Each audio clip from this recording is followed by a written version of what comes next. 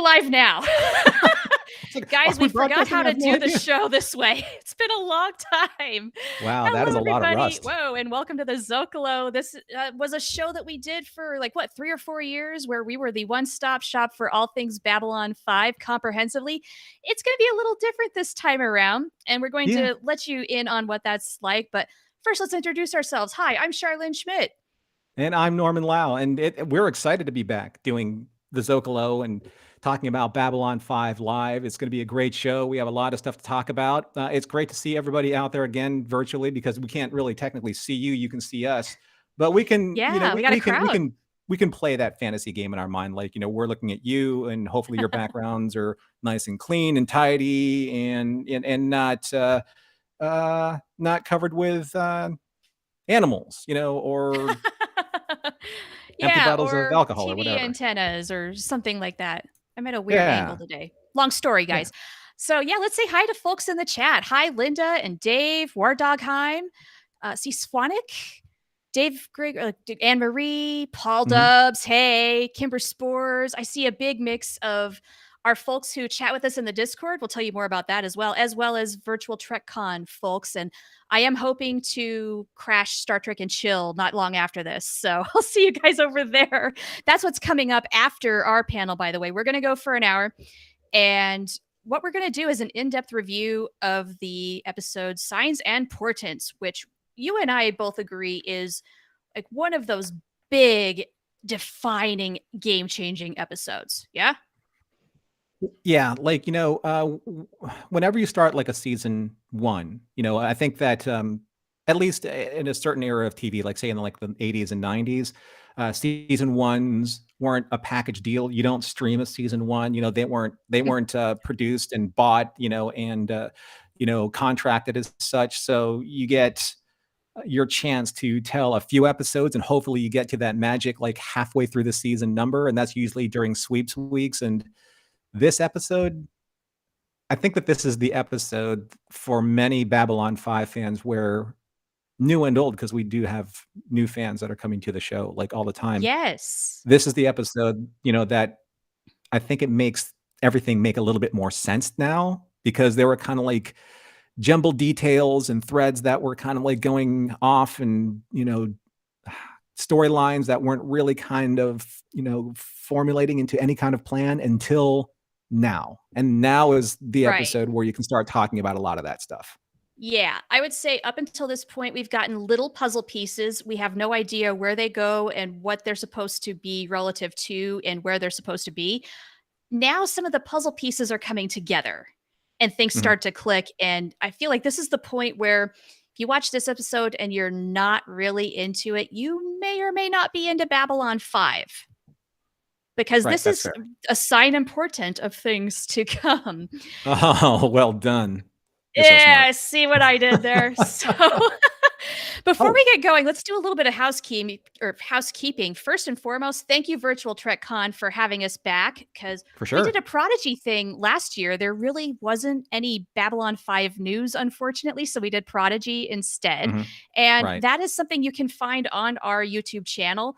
Norm, could you put the link in the chat for our YouTube channel? All of our episodes of the Zocalo, our Deep Space franchises, that's what we called when we did something else. You can find it all there. Go back and do all of those things. We stopped doing the Zocalo because Norm was getting really involved with Mission Log and Roddenberry Entertainment. And we were just doing the Zocalo for funsies. And so it kind of had to, and the priority of things, it wasn't as high. So Mission Log took precedence, and I kind of got sucked into that too. We're both very active now on the Mission Log Discord server, which is where we do Babylon 5 chats every Friday at this time, 4 p.m. Pacific, 7 p.m. Eastern. And we've been going through the first season episodes up to this point with a group there, and it's been amazing. We have first timers, so we are going to avoid spoiling things Right. the very best that we can. I Mhm. can't say what's going to happen for the chat, but if you guys can try, I would really appreciate it. And so, yeah, we've been having these weekly discussions, and it has been an absolute blast. We do this with a couple of things on the Mission Log Discord. We have Twilight Zone, we have Babylon 5. There's the Kontiki chat, which talks about upcoming conventions and people getting together. We have Mission Log After Dark, where we're talking Voyager right now every week as a new Mission Log episode airs. Like all sorts of fun stuff there. And we want to encourage you to join us if you want. And you can come do the Babylon 5 thing every Friday if you really like this. Mhm. And it's pretty cheap. You know, you join up for the Patreon, it can be as little as $1 a month. Yeah. That's all it takes to get in. Right. Yeah. And I think that it's really important, I think, since we're still a little bit separated and not everyone can make it to conventions. And I think Right. that the Zoom technology and kind of like the online like chat groups and all that kind of stuff, you know, they're really robust now. So we can all come together. We can all have these live chats. We can all be in everyone's company. And I think that's the best part about like doing like all of this. It's what we do, you know, and it's great to be able to have an actual live discussion instead of just, you know, reacting to a social media this or kind of like a Facebook that or a Twitter this, you know, like Yeah. No, that's it's not an fun. actual constructive conversation. Yeah. The last couple of weeks have just been fire.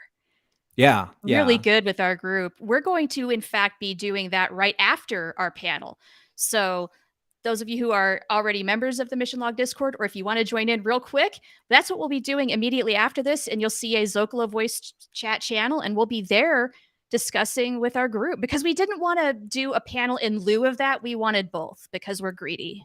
I mean, it's honestly one of the best things about the week is getting together with this group and talking Babylon 5 because you and I, we could talk Babylon 5 all freaking night, but True. talking And it we with have. others and getting multiple perspectives and especially from first timers is so much fun. Yeah, and that's one of the reasons why we wanted to start we started the live show, because there are a handful of us that are veteran fans, but then there are people that are on the Discord that have not watched Babylon 5, and they've joined us, and they're having a great time, and they're watching the story unfold, and that's why this episode is so important, especially to first-time fans, because now you're actually seeing how the groundwork is getting, not just how the groundwork was laid, but where the groundwork is going now, where all of those very intricate details, where in some of our conversations, some of the newer viewers were like, what is this? What does this mean? Where is this going? You know, where did that go? Or why hasn't it returned? Well, you're seeing a lot of these details that Joe plotted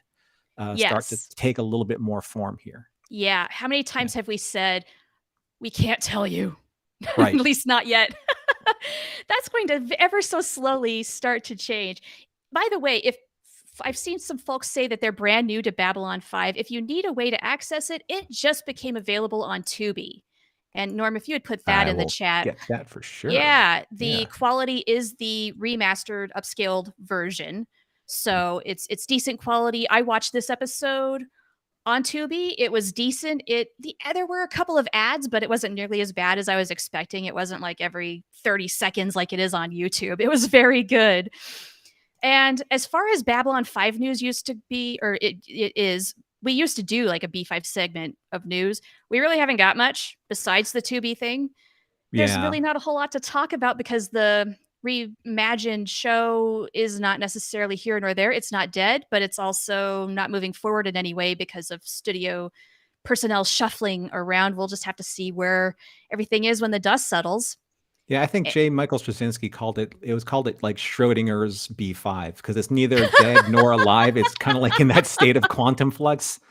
Oh That's my very God. Joe, right? Yeah, is it real or isn't it? We really can't tell right now. No.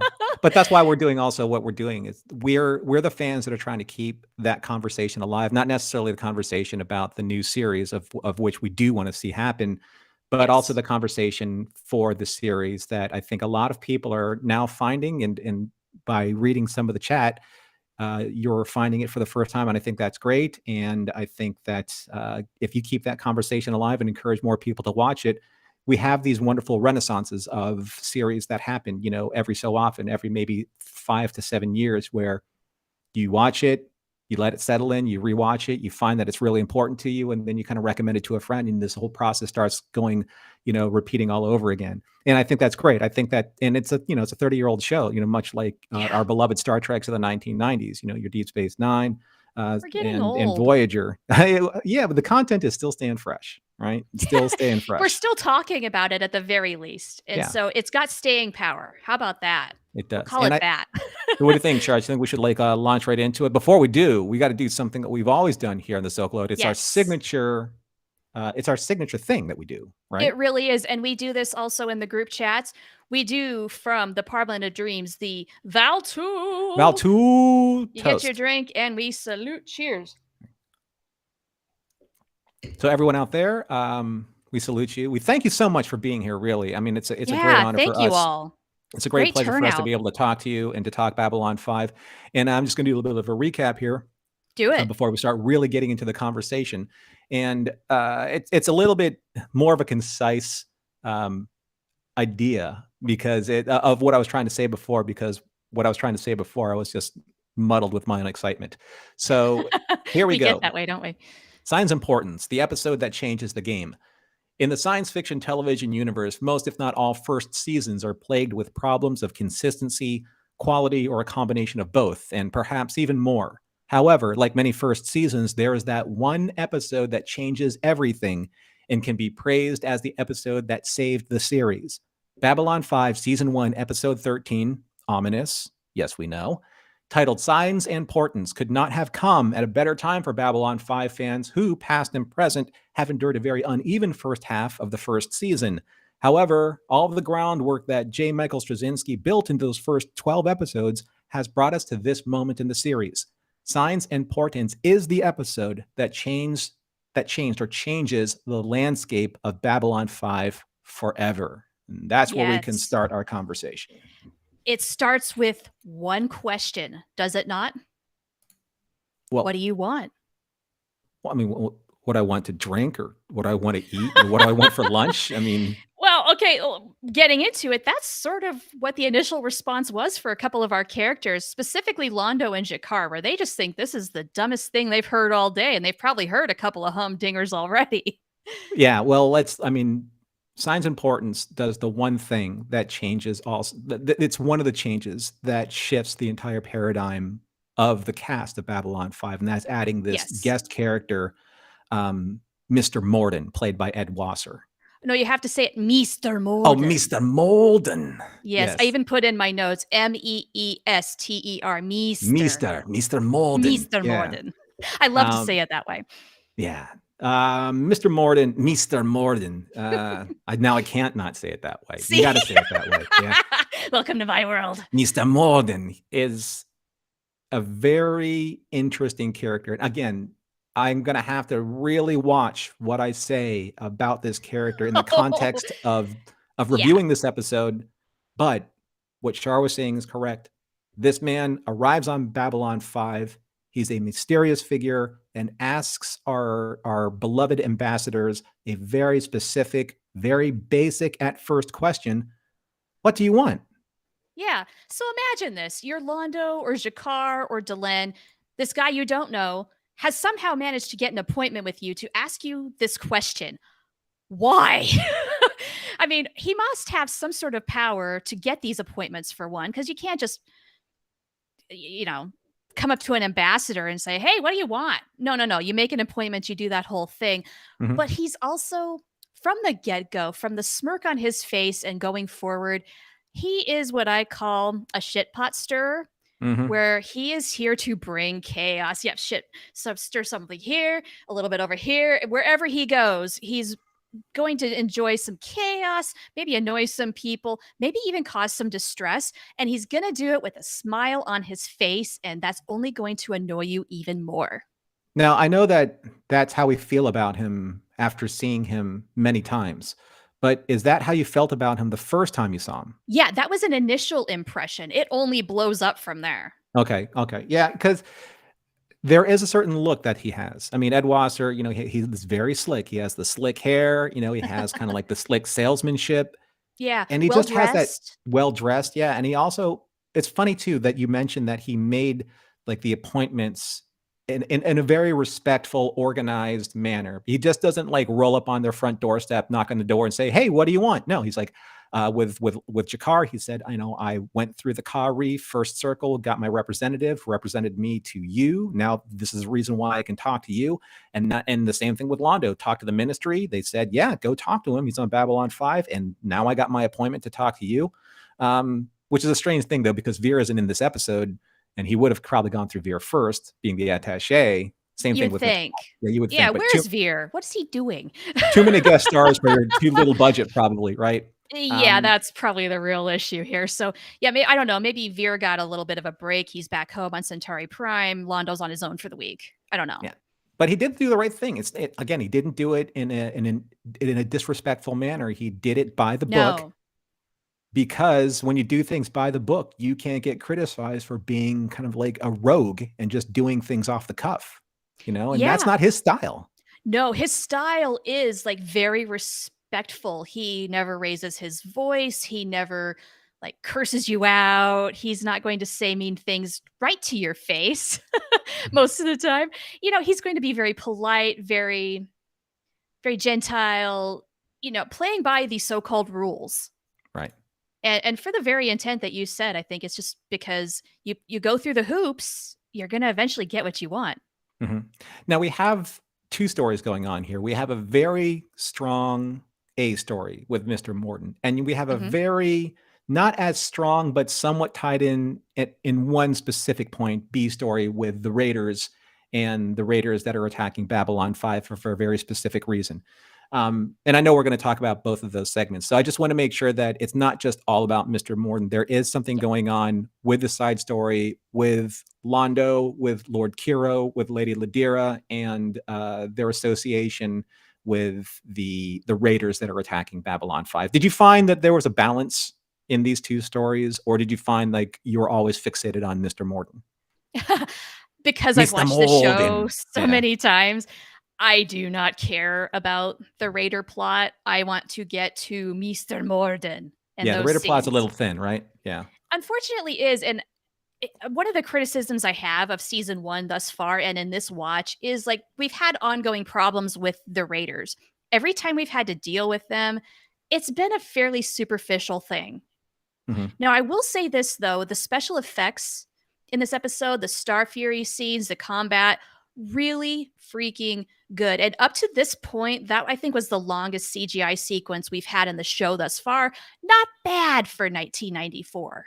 Right. And full transparency, I was watching it on the Babylon 5 remastered version, which came out in January of 2020. So I haven't seen Signs and Portents in this remastered version. And a lot of that detail does bring out the dogfighting in a much better way. You can see a lot of the clarity with kind of like the exhaust lights, the pattern attack formations, the fights with the Star Furies. A lot of that stuff now is so much more well-defined than it used to be on the 4D Blu-rays that, came out, 20 something odd years ago, and are just a little bit muddier, in that respect. So, it's not perfect, but there's definitely improvements in the CGI, even this far in the series. Oh, for sure. Yeah. In comparison to the first Raider attack that we saw, in the second or third episode, it wasn't. That was a little stilted. This one was definitely nothing compared to this. Far more dynamic. And you were dealing with almost 24 ships. Star Furies also that were in dogfighting with them. It was really, really well done. It helped tell the story, but you're right. The Raiders are a very generic, very vanilla kind of villain of the week. Yeah. Really superficial villains. Yeah, for sure. Yeah. But they want to steal the stuff. Okay. And then they sort of making it interesting here with Lord Kira getting a little entangled and his whole plot to want to overtake the Centauri government. Apparently there's some unrest there. And also where's the Emperor? Why has he not appeared in public? That's usually a bad sign. Right. But the Raiders pretty much got theirs. And what I ultimately love is they both get screwed in their own deal at the end. Well, fitting. This was an interesting episode also because now you're seeing a little bit more of the political hierarchy of the Centauri Republic and why what Londo said is so important, especially why what Lord Kiro said was so important, because they are both on this side of we want the former glory days of this fallen republic to be restored to its original glory of being this line of the galaxy, being able to expand in every direction, not being afraid to make decisions because of whatever paranoia that is plaguing their republic right now. So yeah, I mean, a lot of what Lord Kiros said in their first conversation about the eye, I think fed into what Londo said that he wanted when Mr. Morden asked him that question. Yeah, 1,000%, because it brought some sort of thoughts he's always had in the back of his mind to the forefront. And so when Mr. Morden drills down and keeps asking him, "What do you want?" That's what's on his mind. That's what he expresses. And both he and Jakar, I see the parallels Mhm. every time he asks the question, "What do you want?" They give more detail and it kind of gets more intense. And in Jakar's instance, a little more violent, where he says he wants justice, Yeah. right? Mhm. I would say by the time he's done talking about it, it's more like revenge because Yeah. he wants the Centauri to, or he wants something done to the Centauri that, like, he wants them to feel as bad as what the Centauri did to his people. Yeah. Yeah. That's I revenge, and justice is, well, that's complicated. yeah. Like, I get what he's saying, but in my mind, it's more revenge than that. And then, of course, with Londo, he gets much more impassioned as he goes along. Yeah, we want the power, our rightful power, the Mhm. power we deserve, Right. and I want it all back. Yeah. And that's a really good. I mean, I focused on those exact same points also in some of my notes, because when Londo and Jakar are waiting for the lift, it's a very comedic moment, yes, right? Love that moment.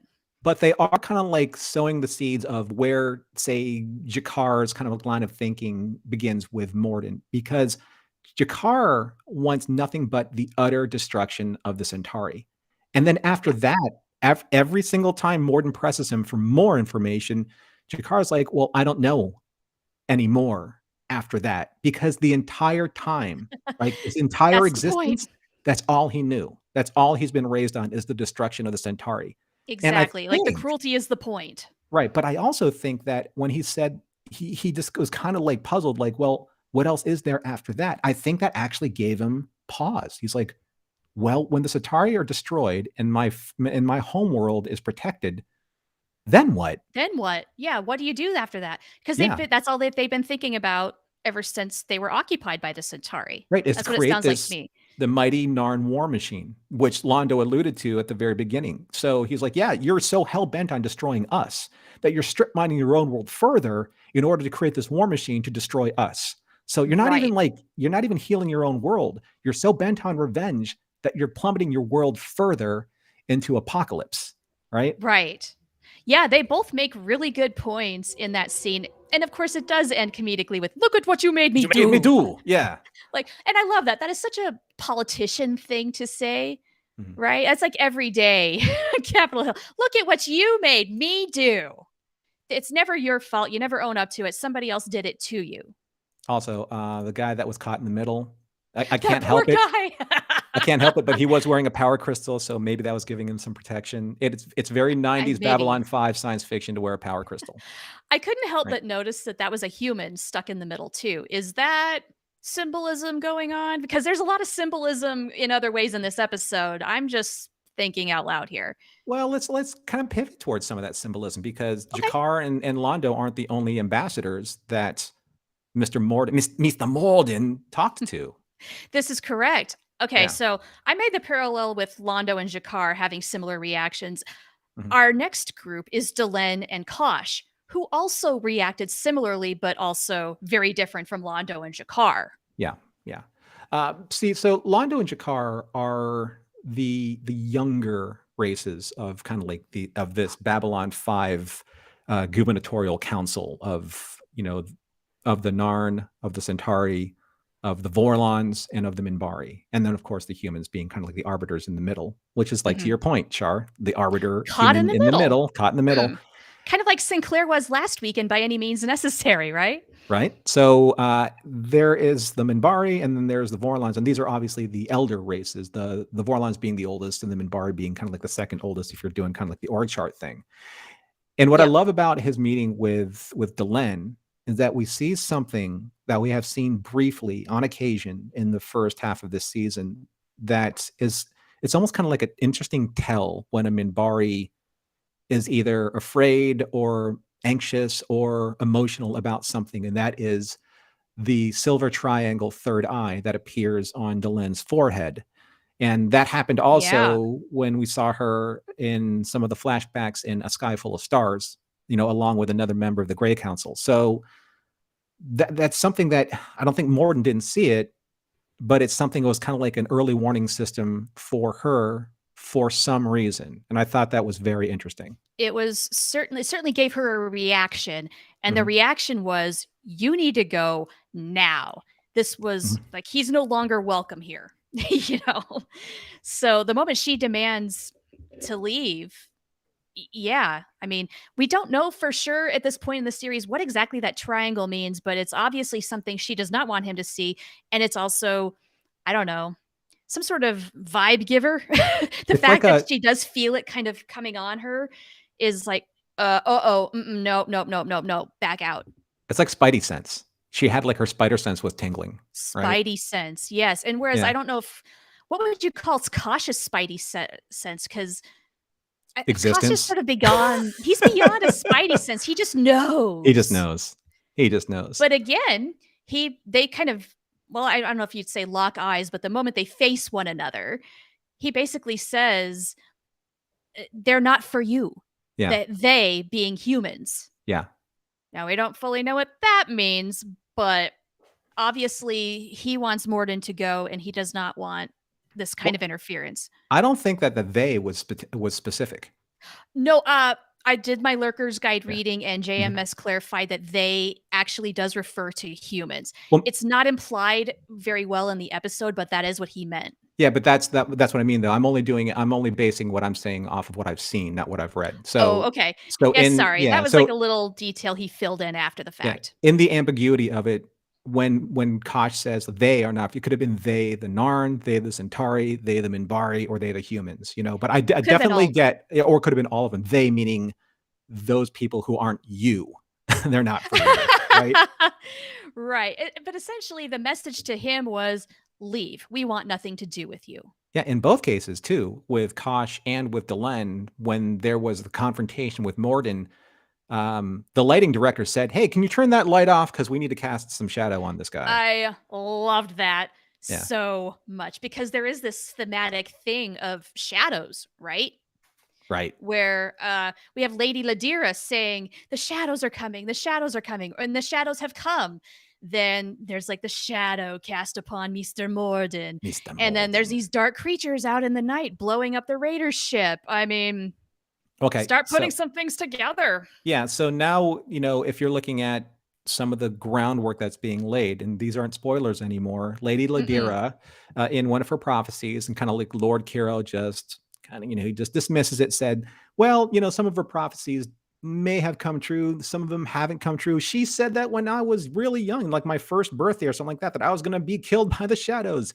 That's the first time we actually have ever heard the word shadows used in Babylon Shadows. 5.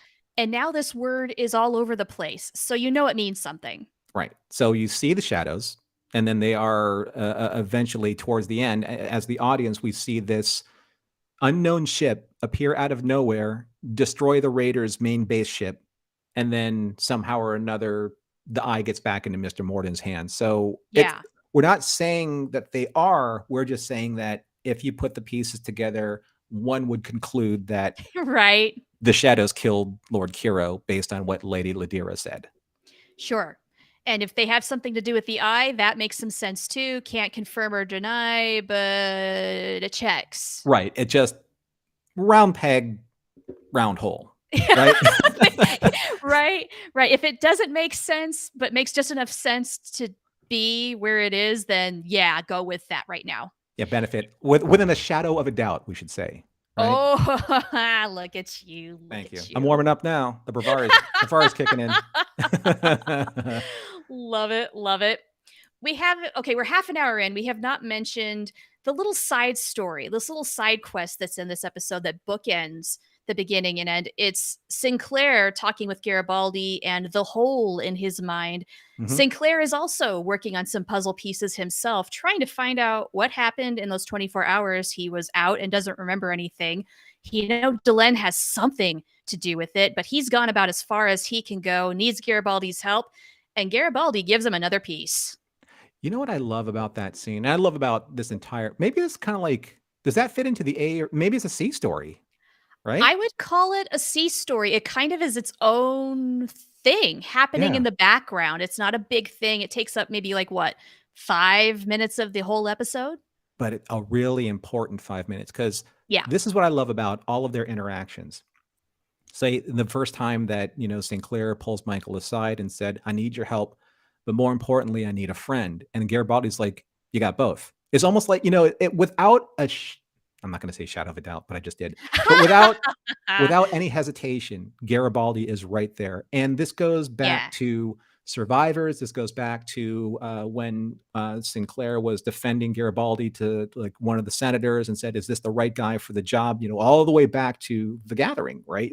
Yeah. When Garibaldi was investigating what happened to Kosh. All of this builds up these great moments, all these little bitty personal moments of how tight Sinclair and Garibaldi have become, or are becoming Yeah. even more so.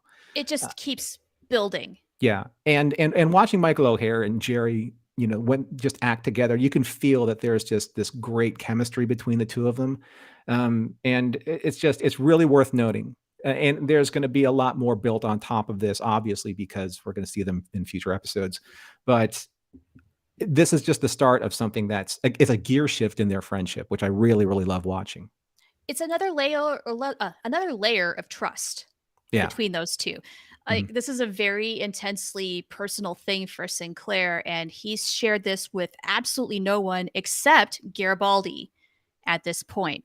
Right. And so the clue we get in this episode is pretty important. The fact that he was far down the list to be considered for command of Babylon 5, but he was the first one the Minbari approved of, and that was the condition in which the Minbari were going to help with building Babylon 5 as they approved who was in charge.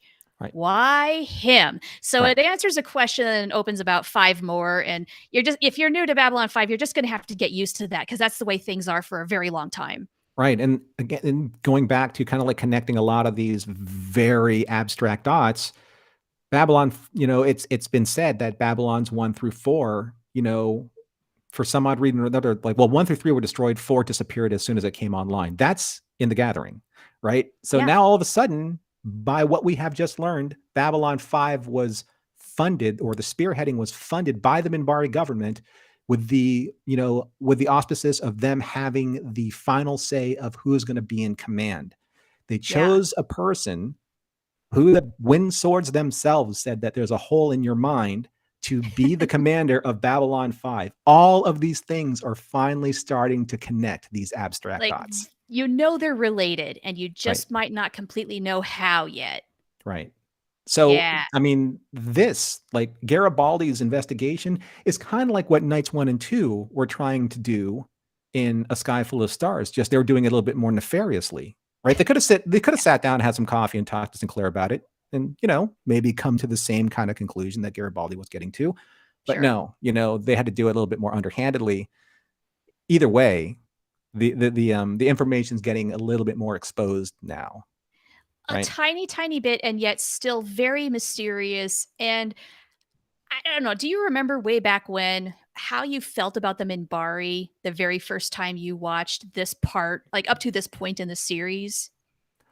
I just really didn't. I think that maybe they have been so purposefully been left out of any of the major storytelling points to keep them a little bit more just ambiguous. To the only thing that we really know of them so far, a little bit of what we learned about them with Delenn Shet and Soul Hunter, Hmm. the religious ceremonies with them in Parliament of Dreams, right? Yeah. And not really a lot. I mean, a little bit of what we saw with them with Delenn in The Gathering when Delenn looked different than Delenn now, but nothing really critical, right? Nothing really major, not like this.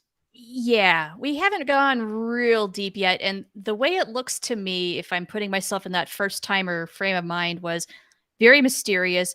Don't know if they should be trusted. Mhm. And I remember when my husband watched Babylon 5 for the first time, he actually did not like Delenn. because of her reaction to the soul hunter, he thought that maybe she was a little violent. Why is Sinclair even her friend? What is up with that? Is something up with him? He started doing the conspiracy board, trying to chart things. Because I did try to encourage him to make predictions, which were all wrong, and that was a lot of fun. I think by now he's forgiven me. I hope so. Well, it's just kind of like, some of our friends in the Discord, with just listening to them talk about this is what they think is going to happen. Mhm.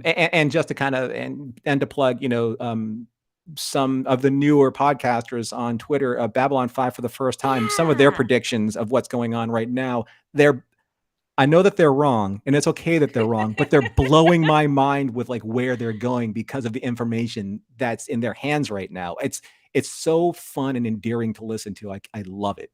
Oh, it's so much fun just because their brains are going places that we never considered before, and we've Right. been watching this show for 30 freaking years. Right. So it's like a sort of still new to us kind of a way. And if you're not listening to B5 podcasts out there, there's a couple of really good new ones. Mhm. B5 for the first time is one Yeah. of them. Mhm. But there's also really good ones that have been out for a while. Like I'm thinking of the audio guide to Babylon 5, where they have a section for spoilers. So if you don't want to be in that, if you don't want to be spoiled, you can skip that part of the podcast and still get a really good discussion out of it. They're very thorough, and it's been out for a while. What are some of like the small details of this episode that kind of like got caught your attention like this time around, say versus your previous viewings? Because they're always something that that's like, oh well, I'd never noticed that before. There is one, and you mentioned it when we were chatting earlier this morning. I never noticed the triangle manicure on Delen's nails. Has that always been there? And I noticed it for the very first time here this week. Yesterday, as a matter of fact. I hate to sound like a broken record, and I know it's not fair to everyone who can't see the remastered version of Babylon 5, of which is the best, literally the best version to watch Yeah, for a it's the best we're variety of gonna get. different reasons. Audio is incredible on it. I'm hearing things kind of like in the audio mix I've never heard before, background noises, engine hums, things like that, the fusion Yeah. reactor, etc. But also just the level of clarity that they were able to bring to kind of like even just like the most basic rudimentary remastering of the original film negatives and the enhancement, quote unquote, of the original CGI effects. All of that being said, you're seeing things that you may have not seen before. And on Delen's manicure, her polish is the blue on her polish is in the shape of triangles. A triangle. Oh, and we haven't mentioned that she is messing with some weird shape thing while she's Oh, talking to yeah, Morden. I called those Minbari Tinker Toys. Yeah. I'd like to see the logo for that because it's probably like some sort of weird ethereal and yet pandering to children kind of a thing. It's probably a triangle of something. There are triangles everywhere in Minbari culture, right? It's very much a thing for the Minbari. They love their triangles. Yeah, but it's easier to see details like that, like in this remastered version. The other thing that I really loved in the remastered version, the detail on the eye. Yeah, pretty. It's a gorgeous prop. On the inside of the box, when Lord Kira opens it for the first time, or actually when Londo opens it for the first time, you can actually see that there's like an eye illustration. Now, I know a lot of people may know this, but for those who don't, J. Michael Straczynski is a huge Lord of the Rings fan. Oh yeah, And the eye is just, it's loosely referencing like the Eye of Sauron, right? It's not, but it's sure. just when you hear the eye in fantasy or science fiction, that's kind of like where your brain goes to. But when you look at the illustration inside the box that was holding the eye, it looks a lot like what Tolkien's original illustration for the Lord of the Rings looked like on the original book cover. So you have small details like that you can now see. You can see like how burned up and beat up that box was when Morden gives it back to Londo. Yeah, you really do. You You see know? some scratches, some dents. Yeah. So you have Uh-huh. stuff like that. Oh, but here's the weirdest thing that I noticed, and I Yeah. didn't catch it the first time. Okay, so when Sinclair and Garibaldi are finished going to the bathroom, and then Yeah. they do the sonic scrub, which is cool, Yeah, right? like, is that the thing that we're waiting for Dyson to come up with next is, like, these Yep, UV it's hand just scrubbers? yep, do that. I hope that happens soon because their air dryers suck. But did you notice that you can see into the bathroom, but you watch them walk down outside, turn around the corner, and then back out the hallway where it was the public hallway? It's like they filmed through the wall of the bathroom, but then continued on as if no one else was seeing the vantage point of we, the audience. How interesting. I didn't really register that. Yeah, so watch it next time. Cool. It's kind of like they were filming from the cutaway set, and they just continued to pan. Janet Greek panned the camera to just watch them walk down the hallway, like walking out of an airport bathroom, right? Oh, yeah, yeah, yeah, And then there was the male symbol done in the Babylon 5 art style, like right yeah. outside on the wall. So it was just a weird camera turn, for that scene. But it was interesting. I thought it was interesting. That is interesting. Yeah. Yeah, we did not mention yet the director Janet Greek. She is back. I think this is her second episode of Babylon 5 so far. She's a frequent director on this show. I Yeah. think it's okay to say that. We didn't see any orange anything, did we, in this Not episode? no. No. That trend hasn't been established at this Okay, not point. yet. It's Yeah, not. but that is what she's known for. Yeah, it's not Sinclair's trend. Yeah, So, it's not a thing yet. what else did we see that was interesting? Oh, you know what? Here's something I also loved. Going back to Garibaldi and Sinclair. Remember how hard of a time Garibaldi gave both Laurel and Ivanova about coffee? Oh, yeah. Okay, they're drinking coffee Mm-hmm. in the morning. Okay, so is Ivanova sharing her supply? What's up with that? Well, I love that Garibaldi pours Sinclair, a cup of coffee from his thermos, like towards the end when he's talking about how you were like way down the road for the list of command. It's almost like Garibaldi can't pour him a drink, but he can pour him a coffee, which I think maybe even more precious than alcohol. Honestly, I think alcohol is much more plentiful on the station than coffee because, as far as we know, Ivanova's the only one with a supply. Right? Yes, Yeah, as far as we know. as far Yeah. as we know. Now, maybe she's sharing a little bit with Garibaldi because she doesn't want him to blow her cover. Yeah, but I But just oh, speaking of which, okay, starting off this episode, the whole sleep scene. Mhm. She obviously needs the coffee more than anybody. Or more sleep. I can You know. completely relate to the whole waking up in the dark and just not sleeping well type. Like, I'm a slow waker upper Yeah. too.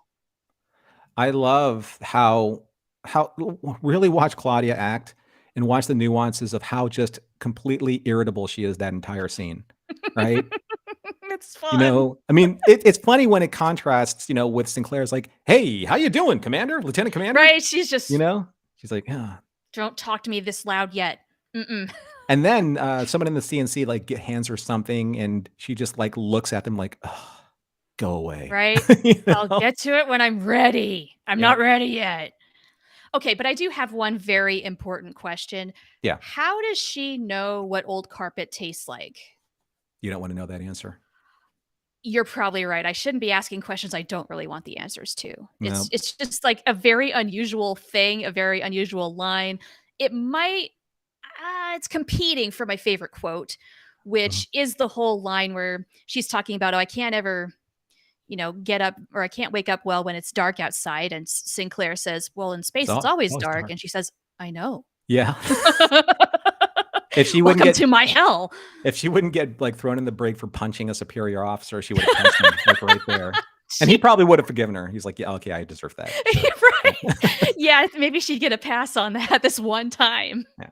So, we did see a very young CNC officer that was not credited as a character that we will see eventually. I don't think that's too much of a Yes. spoiler. Yeah, new CNC guy. Yep. Young Yeah. young guy, much longer hair, as a lot of people had much longer hair earlier on in Those Babylon early 5. 90s, I tell you. Yeah. So, just kinda keep a lookout for this guy. Uh-huh.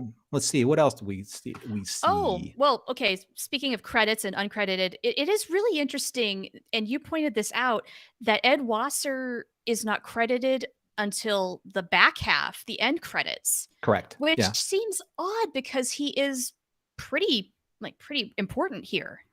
Well, he's important to us. You know what I mean?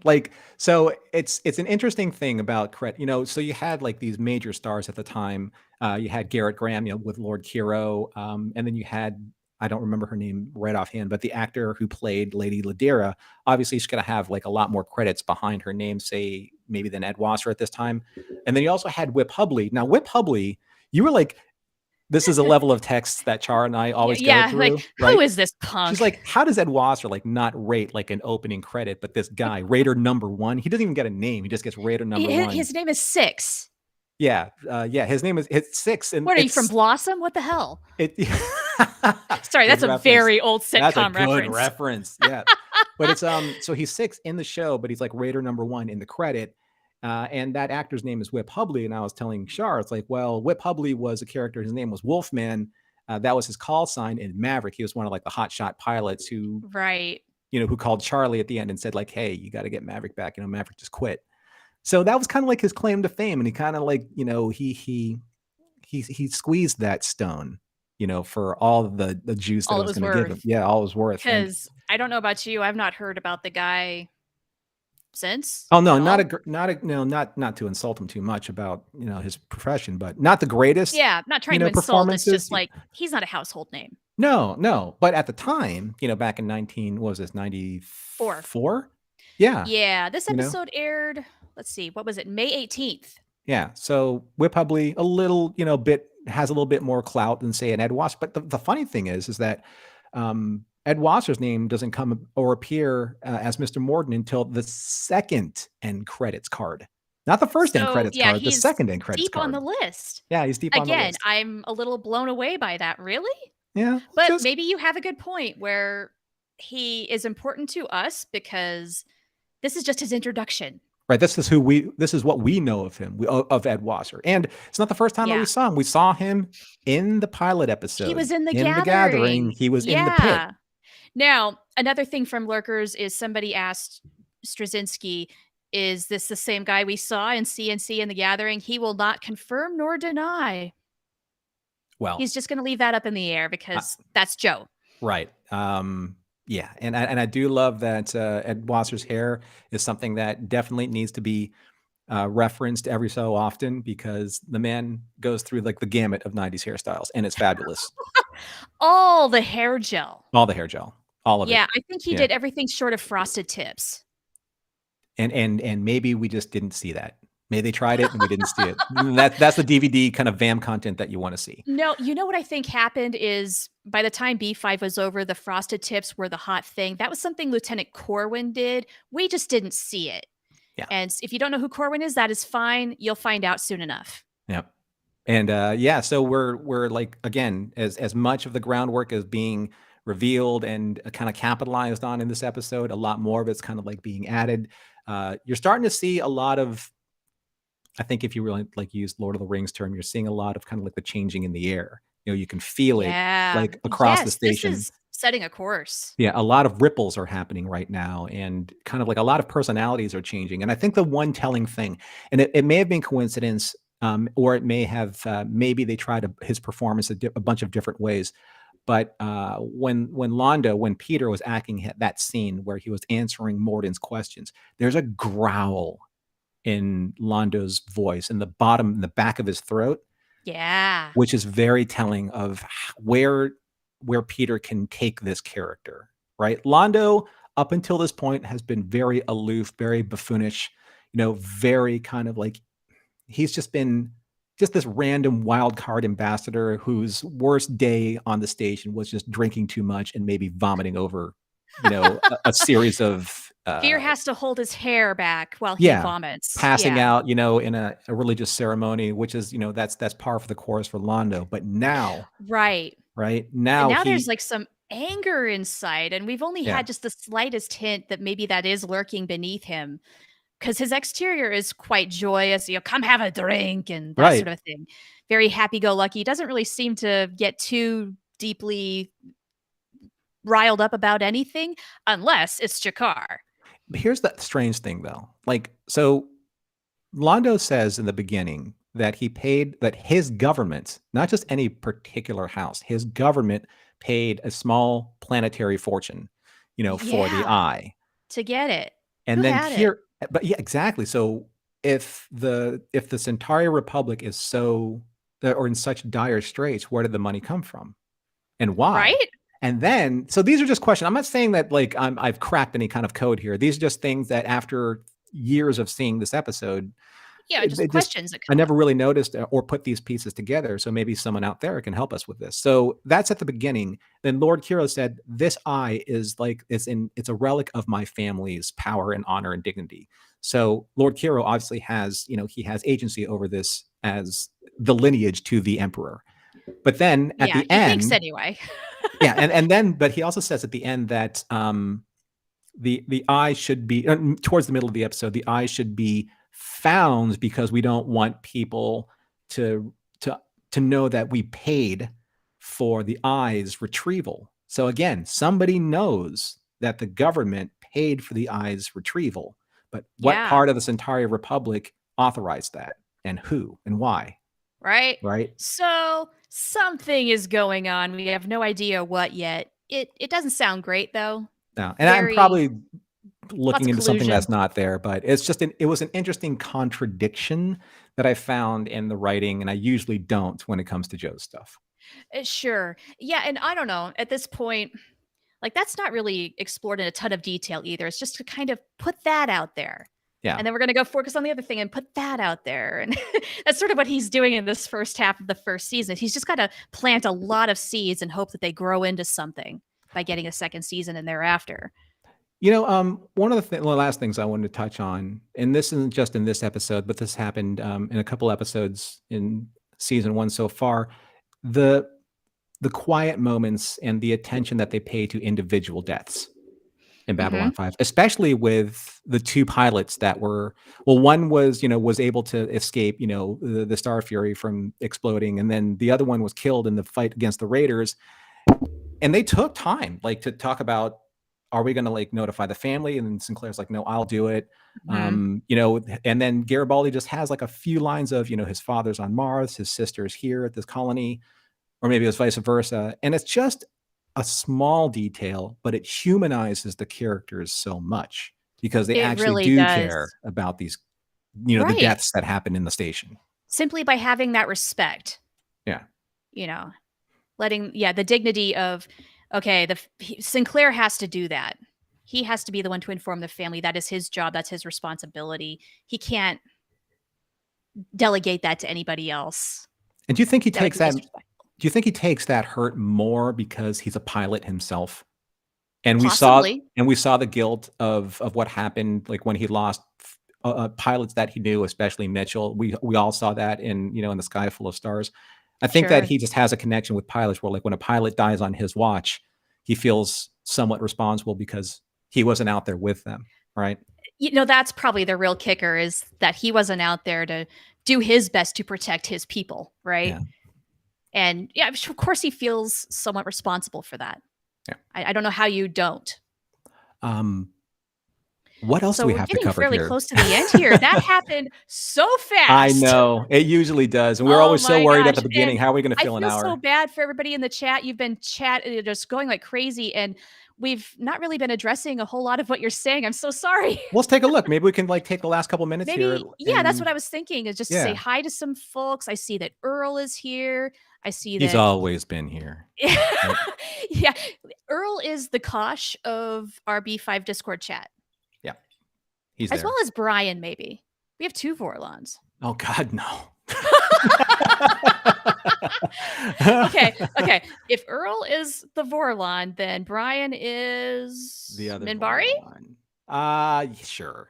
He sounds Min Bryany. Oh, I cannot wait for his reaction to that. Right. Or Earl's Photoshop. So yeah. Yeah. I also see Julie in the chat. She's another member of our group on the Discord, as well as Kitty Mama. She's here. All sorts of folks. I'm Man, going you to guys are repost awesome. that information just in case anyone wants to join us on the Discord afterwards to continue this Yeah, discussion. yeah, good idea. Good idea. Julie's at Gallifrey 1 right now, which is happening, it's like 30 odd miles from where I'm at. A Fun. really cool Doctor Who convention. I've not been to the convention, but I met up with some friends there before Gallifrey 1. I got to see kind of the atmosphere, people getting ready for parties and stuff. It looks like a good time. Just a real quick thing, and this I've seen like YouTubers do this with a one or a two. How many out there are veteran fans type one? How many out there are new fans type two? Yeah, good call. So just to see like who we're talking to out there. Yeah. I want to say hi to Faith. Thank you for tuning in and watching for the very first time. That's awesome. Yeah, that's great, right? Yeah. Love that. Aaron's here. TN Jenny. Yeah. I'm excited to see how many first timers that we have. Same, because what's been really interesting in the streaming age Hmm. is more and more people discovering this show just because it's more available. Right. You know, we started the Zocalo in 2018 because it was suddenly available on Amazon Prime. There was a way to watch it besides the DVDs, which weren't always the cheapest to get. Yeah, I'm gonna I'm reposting the Tubi information so that people can Good find that. call. Yeah. Yeah. Because after it left Amazon Prime, it went to HBO Max in 2020, right? Yeah, With the January. upscale. Yep. And it recently got taken down off there. And we were really bummed in our group because for the first timers, like, hey, we need to find a way to hook you all up, keep you going. And then fortunately, now it's on Tubi and that's accessible to everybody in the US. And I'm not quite so sure about anywhere else. I know Europe is kind of SOL right now, which Yeah. stinks. Yeah. 'Cause there's some real passionate fans, especially over in the UK of Babylon 5. That's always been the challenge. Like even when Babylon 5 was streaming originally, like back in the 90s, it was always kind of like changing syndication times in my local area. I know that Earl has a myriad of stories, in the how that works, because he was in the industry, um, when that was going on.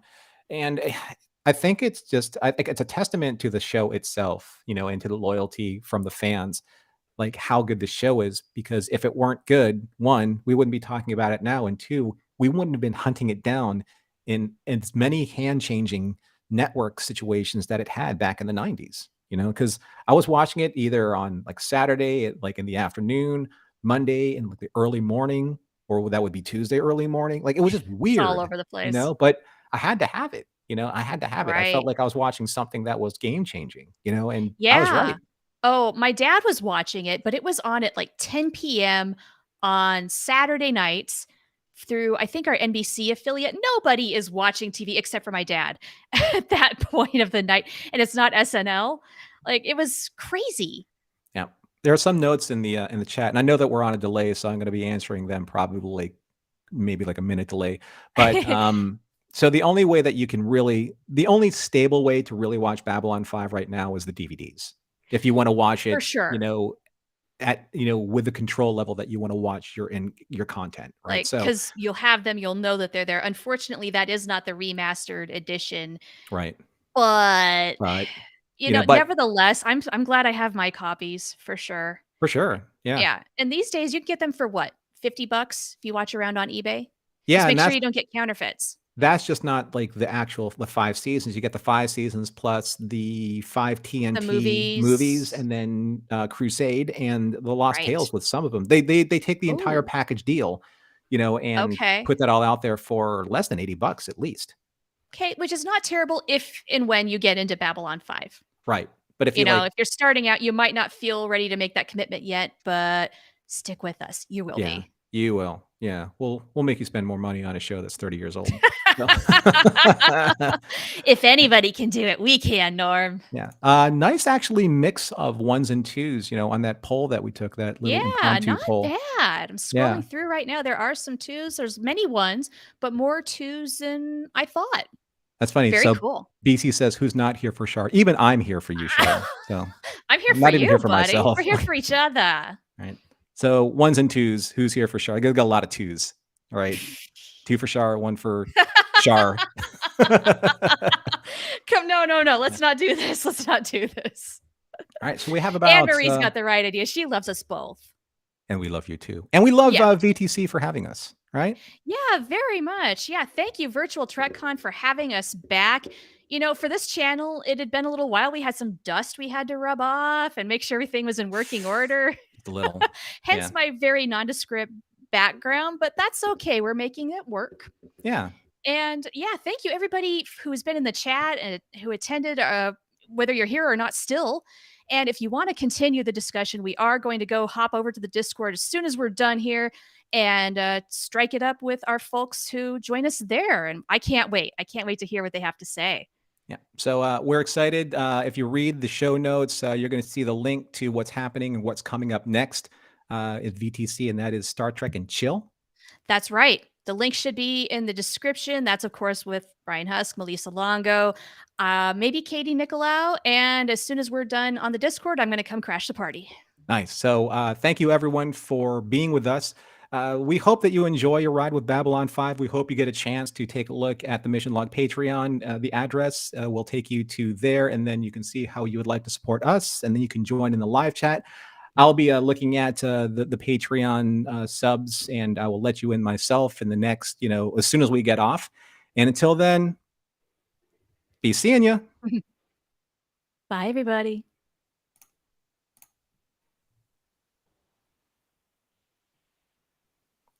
Clear.